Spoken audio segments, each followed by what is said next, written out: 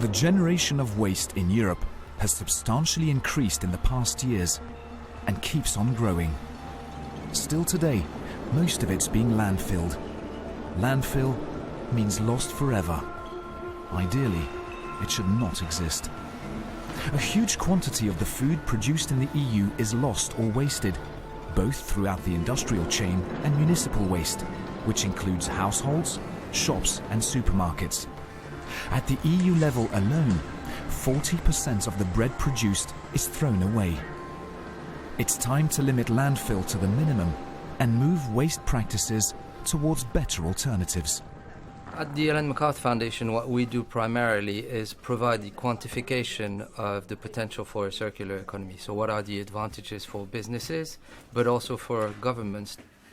The issue of landfill is the symptom of the linear model. It means that we have in the economy things that do not fit absolutely anywhere and that have to be buried. And frankly, it should make us think, is the system fit for purpose when most of the stuff needs to be buried somewhere without any hope of ever becoming valuable materials again?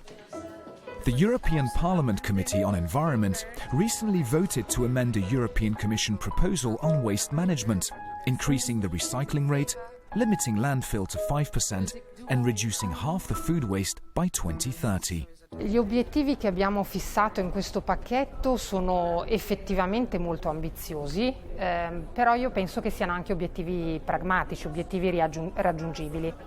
Ci saranno indubbiamente degli investimenti da fare in una prima fase, investimenti da fare sia sui nuovi impianti per i rifiuti, ma anche in tecnologia e in innovazione per permettere ai nuovi prodotti un uso diverso. Però è anche vero che se c'è un investimento iniziale da fare possiamo subito recuperare nuovi posti di lavoro. I think what's fascinating with the circular economy are the numbers. From the beginning, when we created the foundation, we started looking at the economic rationale for this model. We know the basic concept of a circular economy makes sense if you can design to recover materials, components and valorize everything to its highest level at all times. It makes basic sense, but you have to look at the economics, and that's what we did. And we've proven time and time again with the reports there is economic rationale for a circular economy in excess of that of a linear economy.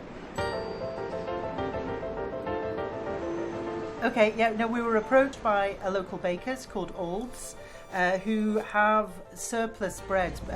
It is the circular economy that we are looking at, and so our brewer, Alec, he took about 6 months to come up with a really good recipe.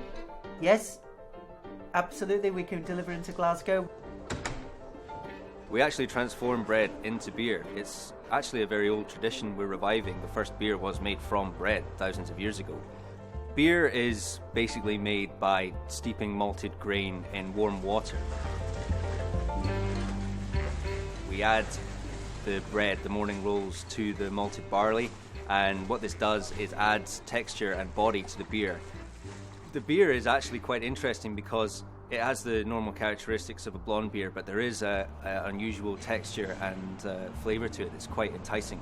What we're doing here is using food that is technically classified as waste, but rather than throwing it away, we're making it into food again. If this is really successful, we're going to end up using all the waste bread and eventually doing ourselves a business in this line, because there'll be no more bread to turn into beer. But that should be a long way away. We're at the start of a journey here, so we'll see how it goes.